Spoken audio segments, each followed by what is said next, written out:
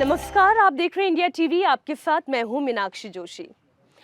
Doctor APJ Abdul Kalam कहते थे, सपने वो नहीं होते जो बंद आंखों से देखे जाते हैं, सपने वो होते हैं जो आपको रात भर सोने ना दें। ऐसा ही एक सपना साकार हो रहा है। 500 वर्षों की प्रतीक्षा के बाद राम भक्तों को राम मंदिर मिल रहा है। प्रभु श्री राम अपने मंदिर में विराजमान होने जा रहे हैं और रामोत्सव की शुरुआत हो चुकी है। बस शुभ घड़ी का इंतजार किया जा रहा है और ऐसे में बेहद खास मेहमान हमारे साथ आज साक्षात्कार में जुड़ रहे हैं, जो बीते 64 वर्षों से राम की सेवा में लीन है। 930 से ज़्यादा राम कथाएं आप कर चुके हैं और राम मंदिर के निर्माण में जो सबसे बड़ा दान है, तकरीबन 18.5 करोड़ से ज़्यादा का दान, वो इन्होंने किया है, इनके सौजन्य से हुआ है। मैं स्वागत करती हूँ मुरारी बापू का। बापू, बहुत स्वागत है आपका। स्वागत, जय सिया राम, खुश रहो। बापू, अगर मैं ये बोलूँगी कि सबसे बड़ा दान आपने किया है, तो आप ये कहेंगे कि ये तो राम जी की कृपा से हुआ है। इसलिए मैं आपसे ये पूछती हूँ कि आज आप कैसा अनुभव कर रहे हैं? एक इतना बड़ा स्वप्न है वो साकार हो रहा है। पहली बात तो ये कि ये जो राम मंदिर के लिए जो श्रद्धा सुमन चढ़ाया गया, वो व्यासपीठ ने किया है और व्यासपीठ के विनय पर देश दुनिया में जो मेरे फ्लावर्स हैं, इन लोगों ने राशि इकट्ठी की और हमने दी। हम तो इसमें निमित्त हैं। लेकिन आज जो रामोत्सव शुरू हो चुका है, आज के अखबारों के मुताबिक प्रतिष्ठा की विधियां भी शुरू हो चुकी हैं, तो ये हम सब के लिए बहुत बड़ा परमानंद का विषय है और मेरे लिए तो खास, क्योंकि मैं इतने सालों से राम को भज रहा हूँ, राम को गा रहा हूँ, राम को सुन रहा हूँ। इसीलिए साल कौन सी है मुझे पता नहीं, लेकिन अयोध्या में मानस गणिका कथा थी। तब मैंने कहा था कि यहाँ ये घटना घटे और उसके बाद मैं अनुष्ठान के रूप में एक राम कथा भी अयोध्या में गाऊं। तो ये जो शिव संकल्प था मेरे लिए, वो आज चरितार्थ हो रहा है। इसीलिए मुझे परमानंद है। ब्रह्मानंद तो नहीं, लेकिन परमानंद। राम परमानंद का प्रतीक है। ब्रह्म है लेकिन ये परमानंद का प्रतीक है, इसलिए मुझे तो परमानंद हो रहा है। जब बापू ने कहा कि मानस गणिका, तो मैं उन युवाओं के लिए भी ये आसान कर दूं जो शायद ये टर्मिनोलॉजी समझते नहीं होंगे। गणिका यानी सेक्स वर्कर्स के लिए। और बापू, राम का नाम तो स्वीकार्यता का नाम है, वो सबको स्वीकारते हैं। तो जब आपने ये मानस कथा की, उस वक्त भी विवाद हुआ था और आज भी कई सारे विवाद हैं, लेकिन राम तो सबको स्वीकारते हैं, फिर ये विवाद क्यों होते हैं? हम इंसान हैं, मानव है, हमारी बुद्धि की सीमा है, हमारी बिलग बिलग रुचि है, इसमें हमारा कहीं न कहीं अहंकार है। ये सब के कारण राम तो वंदे बोधमयम, शिव राम ये सब बोधमयम, बोध स्वरूप है। जहाँ बोध हो वहाँ विरोध का कोई स्थान नहीं हो सकता। लेकिन इंसान अपने अपने ढंग से करता है और ये अपना परिचय देता है, वरना ये तो वैश्विक घटना घट रही। मैंने कल परसों भी कहा कि मैं 80 की ओर गति कर रहा हूँ उम्र में। मैंने ऐसा किसी मंदिर का उत्सव मैंने अपनी आंखों से नहीं देखा है दुनिया में कहीं भी। पूरी धरती पुलकित है आज मेरी दृष्टि में। पूरी धरती पुलकित है, क्योंकि ऐसी घटना फिर कभी घटे तो स्वागत करेंगे, लेकिन पहले तो कभी घटी मेरी दृष्टि में नहीं है। मैंने जब बात विवादों की और राम के स्वीकार्यता वाले चरित्र की बात की, तो मैं उसी से जुड़ा हुआ कुछ प्रश्न आपके सामने रखना चाहती हूँ।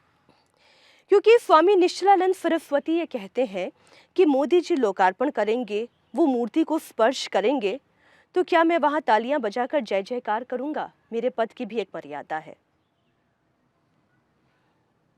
अब क्या है, ये जगत गुरु है, ये हमारी संस्कृति के ज्योतिर्धर है, लेकिन आपके भी अपने विचार हो सकते हैं। तो मुझे लगता है कि उसको किसी किसी और कारण हो सकते हैं नहीं आने का, लेकिन राम से उसको कोई विरोध नहीं, अयोध्या से कोई विरोध नहीं होगा, और कोई अपना कारण रहा होगा। ले मैं तो इतना ही कहूँगा कि भले वो ना आए लेकिन आशीर्वाद तो देते होंगे, जगत गुरु है। नहीं, मोदी स्पर्श करे मूर्ति को, क्या इसमें कोई बाधा है?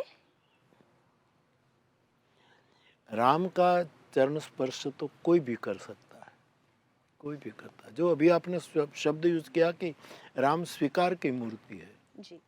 वो शबरी के जूठे बैर खा सकते हैं, वो एक निषाद केवट की हर बात कबूल करके जैसा वो चाहे ऐसा उस राम ने किया, ये भी कर सकते हैं।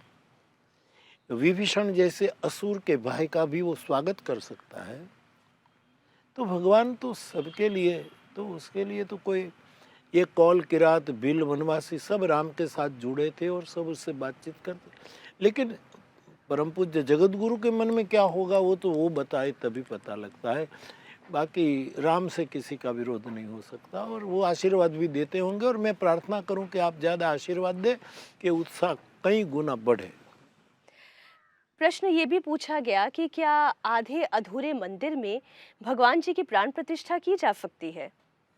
अब क्या है कि ये शास्त्र का निर्णय, शास्त्रवेताओं ने ये सब किया होगा, मुहूर्त निकाला होगा, तो ये कोई ऐसे तो नहीं घटना घट गई, तो उसके बारे में मैं कुछ टिप्पणी नहीं कर सकता, क्योंकि सब ने राय तो दी होगी, और इस राय के कारण ये तो मंदिर पूरा हुआ कि न हुआ। मुझे तो, मेरी दृष्टि में ये मुहूर्त है कि नहीं, शिखर पूरा हुआ कि नहीं, कोई आ रहा है कि नहीं, कोई नहीं, मेरी दृष्टि में मेरा राम है। केवल मैं राम को देखकर उत्साहित हूँ, परमानंद में हूँ। जो राम इतनी सालों से जो प्रतीक्षा में थे, वो राम मेरे केंद्र में है। बाकी और चीज़ों से मेरा कोई लेना देना नहीं, मैं उसकी झांकी करूँ। अ, क्योंकि राम मंदिर की प्राण प्रतिष्ठा हो रही है, इसलिए मेरा भी बड़ा सौभाग्य हो रहा है कि बड़े गुणी जनों से मेरे संवाद हो पा रहे हैं। तो ऐसे ही एक गुरुजी ने बोला का कि जब प्रभु श्री राम ने शंकर जी की आराधना की, तपस्या की रामेश्वरम में, तब उन्होंने कौन सा शिखर बनाया था? आप इसे किस तरीके से समझते हैं?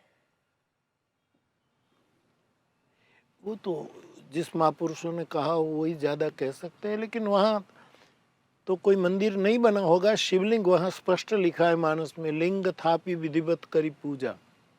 शिव जी का लिंग स्थापन किया, शिव जी को, और पूजा की है। तो कोई मंदिर तो बाद में बना होगा, ये जो कालांतर में बना होगा। तो भगवान राम का ये पूरा आसमा शिखर है, पूरा आसमा उसका शिखर है, चांद सितारे उसकी ध्वजा फहरा रहे हैं, और ये पूरा जगत उसका मंदिर है, मंगल मंदिर है परमात्मा। फिर भी शास्त्र के आधार पर क्या है मैं नहीं जानता, सब अपनी अपनी राय दे रहे हैं। अब तो हम वहां पहुंच गए हैं कि अब जल्दी उस झांकी करें, अब और बहस में न जाते हुए। आप जब ये बोल रहे हैं तो बड़ी उत्सुकता दिखाई दे रही है आपके शब्दों में, आपके चेहरे के भाव में भी। बापू, राम मंदिर में प्राण प्रतिष्ठा से पहले बहुत सारे कर्मकांड होने जा रहे हैं, बहुत सारी पूजन विधि हो रही है, लेकिन जो सबसे बड़ा, जो मेरी समझ में, छोटी सी समझ है मेरी, लेकिन जो मेरी समझ में कहता है कि जो मन का भाव होता है वही सबसे बड़ा होता है। मानस में इसे किस तरह से समझाया गया है? भगवान राम ने कहा कि मुझे ये पूजा तो होनी चाहिए, ये सब विधि विधान होना चाहिए, और जो हो रहा है, जो किया जा रहा है, वो मुझे काशी के पंडित, अयोध्या के पंडित और इन इन इन जो जो अधिकारी गण हैं उसको पूछकर हो रहा है, और फिर और जनता अपने अपने ढंग से कर रही। लेकिन मूल में तो राम को प्रेम प्रिय है, ऐसा मानस में राम ही केवल प्रेम प्यारा, जिसको जानना वो जान ले राम को। हाँ, उसकी पूजा तो हम करते हैं, मैं भी करता हूँ सबके, लेकिन राम को इतनी पूजा प्रिय नहीं है, राम को प्रेम प्रिय है। शबरी कहाँ पूजा विधि जानती थी, क्या जानती थी? प्रतीक्षा ही उसकी पूजा थी कि मेरे द्वार एक बार आएंगे। केवट कौन सी पूजा विधि जानता था, लेकिन केवट के प्रेम ने राम को वश कर दिया। तो राम को प्रेम प्रिय है, तो ये सब प्रेम के कारण, मन के भाव के कारण पूरे देश को इस तरह जागृत करना बहुत कठिन है। ये राम की इच्छा से हो रहा है, और जो निमित्त बन रहे सब यशस्वी बड़भागी है। जो इसमें निमित्त बने ये सब साधुवाद के पात्र है। आपने निमित्त की बात की, क्या प्रधानमंत्री मोदी इसके निमित्त हैं? एक निमित्त वो भी है। बिल्कुल, उसको भी हम आदर देना चाहेंगे, क्योंकि ये नहीं होता तो ये नहीं होता, और कितने साल प्रतीक्षा करनी पड़ती। मुझे कोई राजसत्ता से, कोई सियासत से कोई लेना देना नहीं, लेकिन एक व्यक्ति का संकल्प, राष्ट्र का एक हमारा नेता, यशस्वी प्रधानमंत्री, उसका भी तो योगदान, और इससे पहले कई लोगों का योगदान है। अब क्या है कि हमारे देहात में जब नवरात्रि का यज्ञ होता था तो एक व्यक्ति कोई 100 रुपया दे, वो मुख्य पूजा में बैठते थे। बाकी हर घर से कोई घी ला करके 1 चम्मच घी चढ़ाते थे। पूरा देश इस प्रेम यज्ञ में अपनी अपनी आहुति दे रहे, लेकिन प्रधान रूप में यशस्वी प्रधानमंत्री दे रहे हैं, तो यश तो उसको भी मिलना चाहिए। कोई तो निमित्त बना है। मेरा ऐसा मानना है कि आज जो परिस्थिति, ये परिस्थिति देश में नहीं होती तो ये मंदिर कभी नहीं बनता, और 70 साल निकल जाते। बापू, विपक्ष ये कहता है कि श्रेय मोदी को क्यों? क्योंकि फैसला सुप्रीम कोर्ट का था, मंदिर बन रहा है जनता के पैसे पर, जनता के दान पर, तो मोदी ने क्या किया? जहाँ विरोध होता है वहाँ बोध नहीं होता है, और जहाँ बोध होता है वहाँ विरोध नहीं होता है। तो ये तो राजनीति है, चलती रहती है, मुझे इससे कोई लेना देना नहीं। और जो राम मंदिर का विरोध कर रहे हैं, मैं कहती हूँ राम मंदिर का विरोध कर रहे हैं, वो राम का विरोध नहीं कर रहे हैं। ये बात मैं पहले ही स्पष्ट कर दूं, वो राम का विरोध नहीं कर रहे हैं। वो कह रहे हैं कि राम तो हमारी भी आस्था के प्रतीक हैं, लेकिन इसे चूंकि एक राजनीतिक कार्यक्रम बना दिया गया है, इसलिए हम प्राण प्रतिष्ठा की तिथि पर नहीं आ रहे हैं।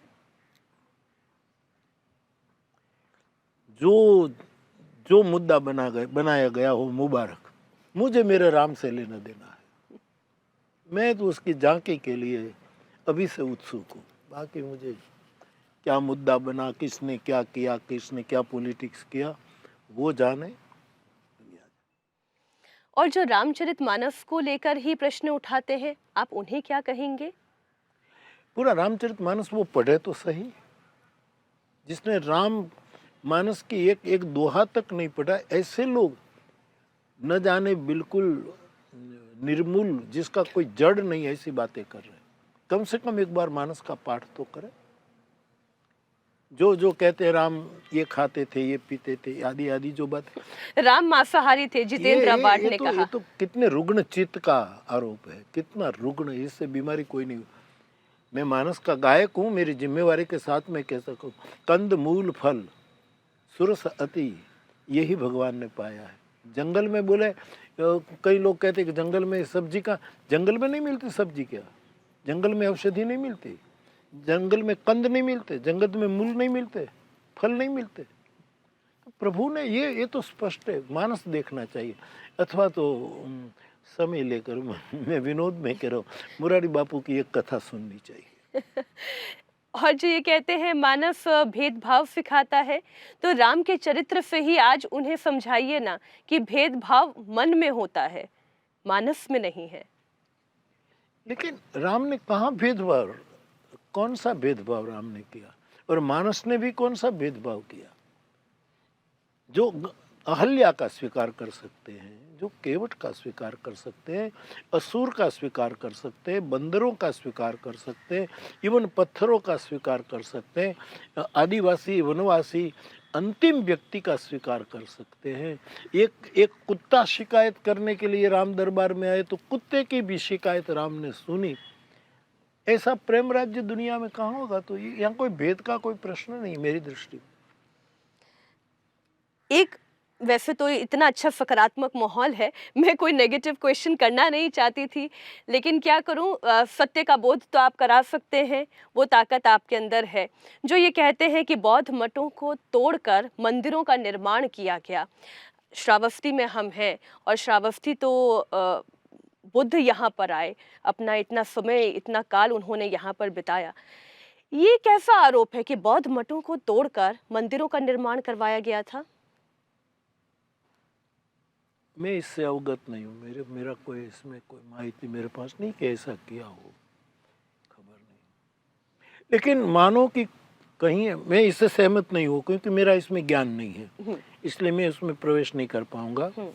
मैं कोई कमेंट करना नहीं चाहता।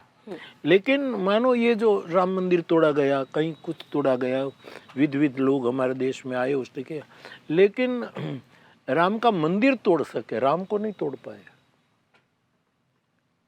कोई इमारत को लाख प्रयत्न करे लेकिन बुद्ध को नहीं तोड़ा जा सकता, और को जो तोड़े। लेकिन मुझे पता नहीं कि यहाँ ये तोड़ा गया, ये क्या, मुझे ख्याल नहीं।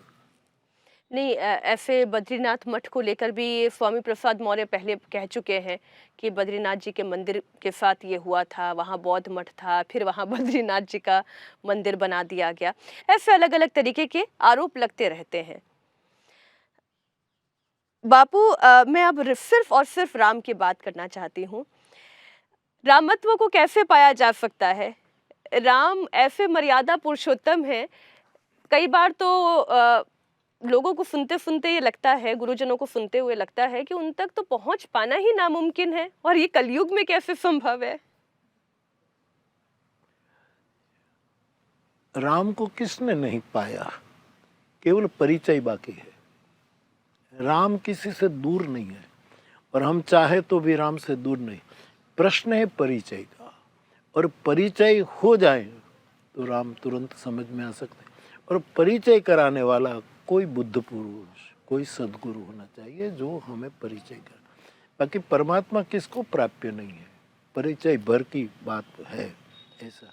और राम को पाना है तो एक ही उपाय है, प्रेम। जितना आदमी सत्य का आचरण ज्यादा करेगा, जितना आदमी दुनिया से प्रेम करेगा और जितना आदमी करुणा में जिएगा, वो राम को इस कलिकाल में भी प्राप्त कर सकता है, राममय हो सकता है। मेरी समझ में ऐसा है। लेकिन ये डिजिटल दुनिया, इतने सारे डिस्ट्रैक्शंस हैं, लोग काम के पीछे भाग रहे हैं, पैसे के पीछे भाग रहे हैं, कोई नाम के पीछे भाग रहा है, और अपने आप ही अहंकार, अभिमान इसके साथ बाय डिफॉल्ट आ जाता है। वो कैसे दूर होगा फिर? वो थक जाएंगे, वो थक जाएंगे, उसको दौड़ने दो, पूरा दौड़ लेंगे फिर थक जाएंगे। गिरनार की स्पर्धा होती ना तो ऊपर चढ़ जाने के बाद थक जाते हैं। हाँ, कोई प्रथम आए, कोई दूसरा आए, ये सब हो सकता है, थक जाने दो। बाकी राम के बिना आराम नहीं, राम के बिना विश्राम नहीं। कई बार ऐसा नहीं लगता बापू, आप तो 64 साल का आपका राम की सेवा में जीवन निकल गया, आप खुद कह रहे हैं कि मैं 80 तक पहुंच अब एक रहा साल हूं। के बाद 80 में प्रवेश कर लूंगा। आनंद आ रहा है, जल्दी 80 आ जाए। कभी आपको थकान या कभी कोई विचलन मन में महसूस होती है? नहीं नहीं, मेरा व्यासपीठ मेरा विश्राम है। मैंने आज तक कोई मुझे बताए कि मुरारी बापू 15 दिन का रेस्ट करने के लिए कथा बंद कर कहीं गुली डैम में, मैं कभी नहीं गया। मैं निरंतर व्यासपीठ, 15 दिन बीच में चले जाते हैं तो हम थक जाते हैं कि कब फिर हम व्यासपीठ पर बैठ जाएं। ये मेरा परम विश्राम है, ये मैं उसका उदाहरण हूँ, मुझे कोई थकावट नहीं। बापू, आप अगर किसी को कह दें कि आज मैं आपके यहाँ भोजन करूंगा, लोग पलके बिछाकर आपका स्वागत करेंगे, फिर भी आप भिक्षा लेकर हाँ? भोजन करते हैं? भिक्षा लेकर आप भोजन करते हैं? भिक्षा इतना पवित्र शब्द है जो भगवान बुद्ध के समय में है, उसकी विशेष प्रतिष्ठा हुई। शंकराचार्य भगवान हमारे आए हैं, भिक्षा की महिमा और बढ़ी। तो भिक्षा भाव से जो भोजन करता है वो निरंतर उपवासी है, खाते हुए भी। तो मुझे कोई भोजन करने के लिए निमंत्रित करे तो वो तो तैयारी करेंगे, इसमें भी मुझे स्वीकार है, मुझे कोई तकलीफ नहीं। लेकिन मैं अचानक किसी के दरवाजे पर मेरा लकड़ी का पात्र रखकर बोलूं कि जो हो दो, रोटी हो तो रोटी दो, कुछ न हो तो आटा दो, ऐसी भिक्षा भी मैंने अभी भावनगर की कथा में था तो ऐसी भिक्षा की। हर द्वार पर जाता था, बोले रोटी नहीं तो आटा दो, तो आटा लेगा करता। तो ये जो मेरे जीवन की स्वाभाविक गति है, मुझे भिक्षा का बहुत आनंद आता है। और भिक्षा देने वाले के आंखों में मैं सीताराम देख लेता हूँ उसी समय कि शरीर इस आदमी का है लेकिन भिक्षा सीताराम दे रहे हैं। इनकी आंखों में सीता और राम का दर्शन। बापू, जब आपने कहा कि सीताराम आप देखते हैं, तो हम भी मानस के जरिए ही सीताराम की छवि देखते हैं, या फिर वो उन तस्वीरों के जरिए जो अलग अलग चित्रकारों ने उकेरी है? मानस सीताराम की छवि कैसे बताती है? सीताराम की छवि मानस में पल पल पर, लेकिन राम की छवि जाकी रही भावना जैसी। जिसके मन में जो भाव होगा ऐसी राम की छवि वो देख सकता। जनकपुर में स्वयंवर की भूमि में धनुष यज्ञ में राम गए तो गोस्वामी जी लिखते हैं कि किसी को कुछ देखा, किसी को कुछ देखा, किसी को कुछ देखा। तो अपनी अपनी भावना के अनुसार राम। और राम जी को छोड़ो ना, एक व्यक्ति के प्रति आपके मन में पूर्वग्रह है तो आपको दुश्मनी दिखाई देगा, और एक व्यक्ति के प्रति आपका पक्षपात है, मेरा है तो इतना बुरा हो तो भी नहीं, ऐसा आदमी कोई है ही नहीं, ऐसी भलाई की। तो एक व्यक्ति भी अपनी भावना के नजरिया से हम देखते हैं, तो ब्रह्म तो जैसी जिसकी भावना ऐसा दिखता। बाल स्वरूप में राम आपको कैसे दिखते हैं? देखो, हमारे शिव जी के इष्ट देव बाल स्वरूप है, बाल राम जी। बंदऊ बाल रूप सोई राम। राम कथा आरंभ करते तो अपने बाल रूप का। हमारे भूसुंडी जी भी बाल रूप के उपासक है। वो 5 साल तक अयोध्या में प्रभु की बाल लीला चलती है।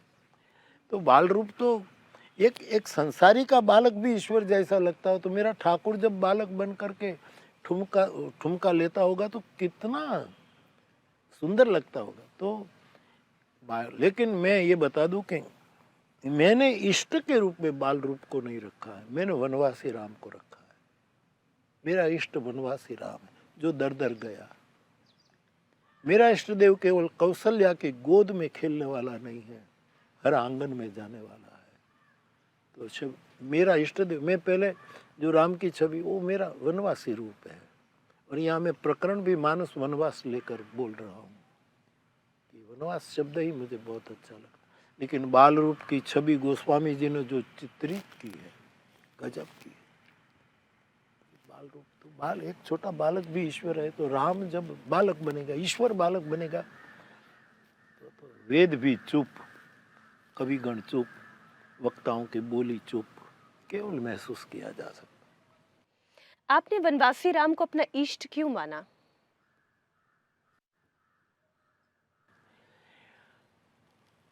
राम राज्य जो हुआ वो वनवासी राम के कारण हुआ, राजा राम के कारण नहीं हुआ। राम को युवराज पद दिया जाता, कई बीच में ना आती माता जी, और राम को युवराज पद दिया जाता तो राम राज्य नहीं आता। राम राज्य लाने में वनवासी राम ने ही योगदान किया। ये 14 साल का जो पीरियड था वो राम राज्य। तो एक तो उदासीन राम है, वनवासी है, थोड़े में गुजारा करते हैं, ज़्यादा कोई ज़रूरत नहीं है वो राम, और प्रेम का प्रसार करते हैं। तो ये मेरे मन की छवि है, उसका ज़्यादा कारण मैं नहीं बता सकता। आपने राम राज्य की बात की, क्या राम मंदिर की प्राण प्रतिष्ठा के साथ भारत में राम राज्य की स्थापना हो पाएगी? राम राज्य हो, इसकी प्रक्रिया बहुत समय से चल रही है। और ये राम मंदिर हो जाए, ये प्रतिष्ठा हो जाएगी, उसके बाद मुझे लगता है कि उसके अच्छे अच्छे परिणाम आने लगेंगे। मैं कई सालों से बोल रहा हूँ कि भारत के माध्यम से विश्व का बहुत शुभ होने वाला है। बहुत, मानी ये कायनात, ये दुनिया बनी होगी तब भी इतना शुभ नहीं हुआ होगा, इतना शुभ विश्व का होगा भारत के माध्यम से। आप कहें कि प्रमाण दो तो मैं प्रमाण नहीं दे सकता, लेकिन मेरी तलगा जरड़ी आंखें बहुत दूर का देख रही। काश मैं भी ये देख कर जाऊं, आने वाली पीढ़ी जरूर देखेगी कि अयोध्या के मंदिर के बाद इतना सगुन बरसेगा। तो अच्छा ये पड़ाव अच्छा है। इस पड़ाव से बहुत दिव्य गति होगी और तेजी से हम प्रेम राज्य की ओर चलेंगे। भारत को विकसित होते आप देख रहे हैं, आप क्योंकि पूरे भारत में ही नहीं विश्व में भी भ्रमण करते हैं, जी तो भारत की छवि विकसित होते हुए लोगों के मानस में छप रही है। बिल्कुल, भारत विकास कर रहा है। इस सत्य को अनादर नहीं करना चाहिए। कोई पूर्वाग्रह हो, कोई माने न माने बात, बाकी आप देखो कि कितने प्रकार की विकसित देश है। अब उसके कारण में मैं नहीं जाऊं, जिसको आलोचना करनी वो तो आलोचना ही करेंगे। हम कभी ऐसे रोड नहीं देख पाए थे जो 4 ट्रैक है, 6 ट्रैक है, कितने प्रकार से आज पूरी दुनिया भारत को इज्जत दे रही है। तो ये तो मुझे तो लगता है कि, लेकिन मेरा एक मानना जरूर है कि विकास, अकेला विकास काम नहीं करेगा, विश्राम भी मिलना चाहिए। विकास हमारी महत्वाकांक्षा बढ़ा देगा और विश्राम खंडित, तो विकास और साथ साथ विश्राम भी प्राप्त हो, और ये मंदिर फिर विश्राम देने का काम करेगा। विकास तो हो रहा है और राम विश्राम भी देगा। राजनीति का केंद्र नहीं बनेगा, 24 का चुनाव है, लोगों के तो केंद्र में राजनीति भी चल रही है। अब देखो, राम कल्पतरु है, उसकी छांव में बैठकर जो जो संकल्प करे वो पूरा करता है। जिसके पास जितना पात्र होगा वो पाएगा। बाकी मैंने फिर एक बार कहूँ, ये 24 के लिए हो रहा है कि किसके लिए, मुझे इससे कोई लेना देना नहीं। मुझे केवल राम ही मेरी आंखों में है, बाकी ये कोई नहीं है। अंतिम प्रश्न, अच्छा पात्र कौन हो सकता है? किसके लिए? आपने कहा कल्पतरु है, उसकी छाया में जो जैसा पात्र लेकर जाएगा वैसा उसको आशीर्वाद मिल जाएगा। जी जी जी। तो अब मैं ये बोलूं कि अगर राजनीति का कटोरा लेकर जाए या आध्यात्म की दृष्टि से शांति के इच्छा से जाए, भक्ति के इच्छा से जाए, अब तो क्या है कि जो जिसकी इच्छा होगी, कोई सत के लिए जाएगा, कोई सत्ता के लिए जाएगा, जिसकी जो इच्छा होगी, जो जिसकी होगा, और जिसकी पात्र की मर्यादा होगी। मेरा तो इससे कोई वास्ता नहीं। बापू बहुत बहुत धन्यवाद इंडिया टीवी को समय देने के लिए, और आपकी भी प्रतीक्षा रहेगी। आप भी पधार रहे हैं और अयोध्या राम जी के जन्मभूमि पर। बहुत बहुत धन्यवाद। आपके दर्शकों के लिए 22 तारीख की एडवांस में बहुत बहुत बधाई, शुभकामना। परमात्मा राम आपके दर्शकों को, आपकी टीम को बहुत बहुत प्रसन्न रखे और सत्य, प्रेम और करुणा के प्रति प्रपन्न भी रखे, ऐसी हनुमान जी के चरणों में प्रार्थना करता हुआ आप सभी को मेरा प्रणाम। जय सिया राम।